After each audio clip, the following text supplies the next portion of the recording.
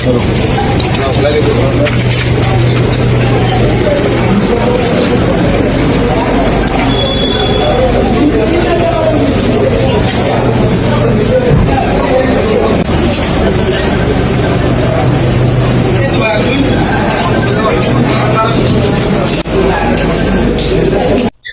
দিন আমরা জুমার নামাজ আদায় করার পরে এখানে তোবারক সিস্টেম করা হয়।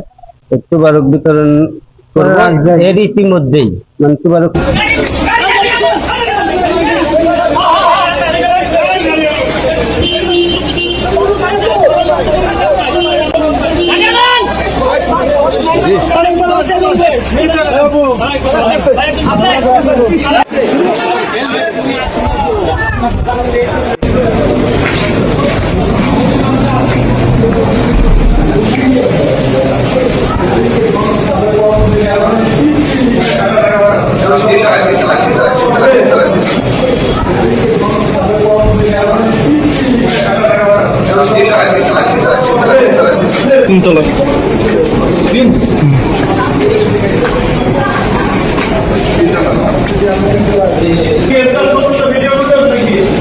না না না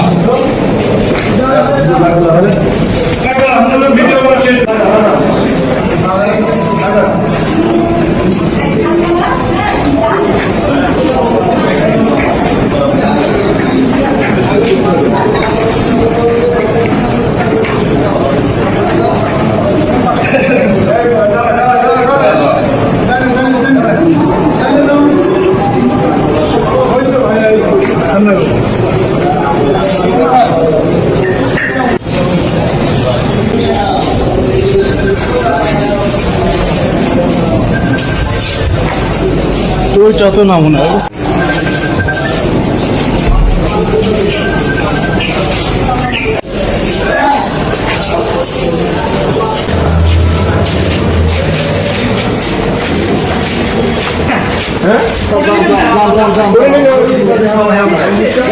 আর ইনি আমর বুঝি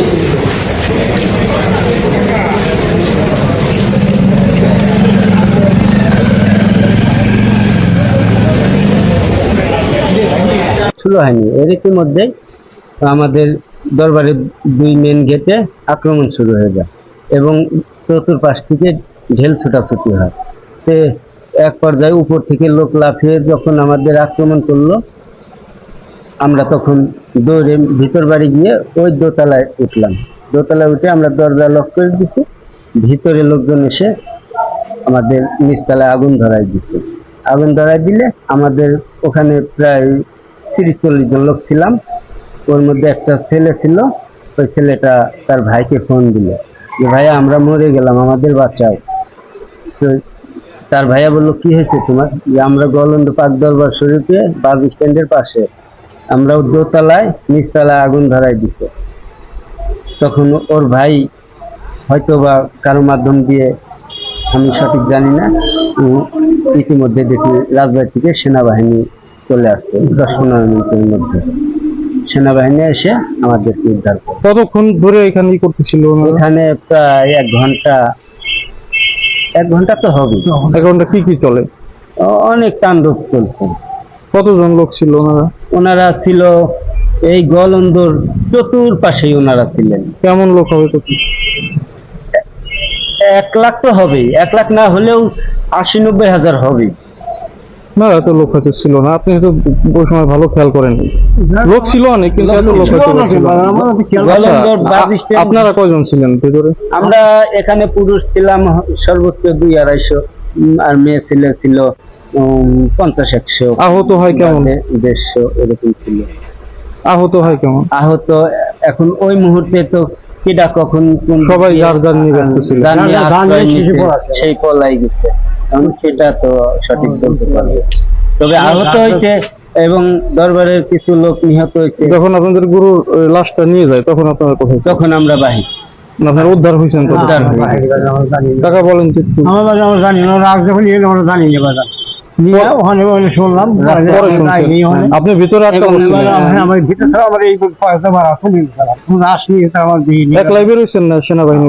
না, আমরা সব সব পুষ্যমান সব পাঁচ গেট আছে ওখান থেকে ভাড়া ওই সময় শীত দেবে তোমার মরিয়ে দেবে ডেল ডেল বাজারে হ্যাঁ সে লাগবে না আমার একটা আমার ভাই হয় ওই ব্যস্ত হয় তার লাগে হ্যাঁ হল পড়ে গেল আর আমার ভাই আমার মামা তো ভাই সে আছে হাসপাতাল তার নাম ভাই আর একটা বিষয় হচ্ছে যে আপনারা কি এই দরবারের মধ্যে যখন ছিলেন আপনারা কি আজ করতে পারেন না যত বড় ঘটনা ঘটতে যাচ্ছে?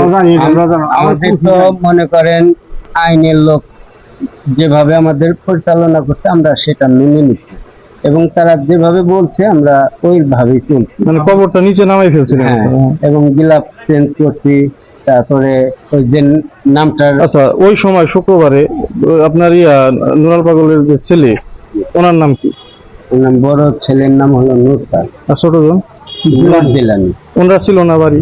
না ওনারা বাড়ি আমার দেখিনি ওনারা বাড়ি ছিল কিন্তু ওই দিন আমরা দেখিনি। আপনাদের সামনে ওই দিন আমাদের কিন্তু আপনারা ভক্তরা কি বুঝতে পারেন না যে এত বড় ঘটনা ঘটতে না আমরা যাচ্ছে? জানি না কারণ এটা তো জাস্ট আইনের লোক। মানে কোনো কল্পনাও করেন নাই? না, না, আপনারা তো এটা জানতেন যে আজকে মিছিল হবে বা বিক্ষোভ হবে। এবং জামাতের যে আমির ইনি নিজে আমাদের এখানে কথা বলে এবং আমাদের সাথে সালাম আদান প্রদান করে বললো ভয়ের কোনো কারণ নাই, আপনারা জুমার নামাজ আদায় করেন, সবাই শান্তি রক্ষা আর নামাজের শেষে আপনারা যার যার গন্তব্যস্থানে চলে যাবেন, আর কোনো সমস্যা হবে না।